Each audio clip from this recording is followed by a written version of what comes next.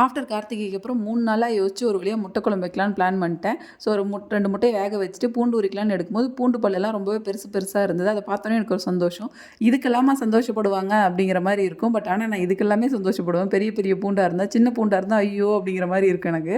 So வெங்காயம், பூண்டு இதுக்கெல்லாமே நான் சந்தோஷப்படுவேன். ஒரு ஈஸியா சிம்பிளான ஒரு முட்டை கிரேவி தான் பண்ணலாம். அதுக்கு ஒரு மிக்ஸி ஜார்ல கொஞ்சம் தேங்காய் சேர்த்துட்டு 2, 3 பல் பூண்டு, கொஞ்சம் சோம்பு, அப்புறம் பட்டை, லவங்கம், காரத்துக்கு காஞ்ச மிளகாய் சேர்த்துக்கோங்க. மல்லித்தூள், அதுக்கப்புறம் மஞ்சள் தூள் சேர்த்துக்கோங்க. கொஞ்சம் கசகசா சேர்த்துட்டு 1 டேபிள் ஸ்பூன் பக்கமாக கடலை சேர்த்துக்கோங்க. சேர்த்துட்டு ஒரு பெரிய சைஸ் வெங்காயத்தை நான் ரஃபாக சாப் பண்ணி இதோட ஆட் பண்ணியிருக்கேன். கொஞ்சம் தண்ணி சேர்த்து நல்லா ஃபைன் பேஸ்ட்டாக அரைச்சிக்கோங்க. ஒரு பேனில் ஆயில் ஆட் பண்ணிவிட்டு கடுகு, ஒரு பெரிய சைஸ் வெங்காயம், கொஞ்சம் கருவேப்பிலை சேர்த்துட்டு நம்ம ஆல்ரெடி அரைச்சி வச்சிருக்க பேஸ்ட்டு இதோட சேர்த்துக்கலாம். கொஞ்சம் தண்ணியும் சேர்த்துக்கலாம். கிரேவிக்கு தேவையான அளவுக்கு தண்ணி சேர்த்துட்டு உப்பு சேர்த்துக்கோங்க. ஒரு நல்லா கொதிக்கட்டும். கொதிச்சதுக்கப்புறம் நான் முட்டை இதை தோல் உரிச்சிட்டு நடுவில் லைன் போட்டு அதாவது ஸ்லைஸ் பண்ணிவிட்டு அதுக்கப்புறம் இதை ஆட் பண்ணியிருக்கேன்.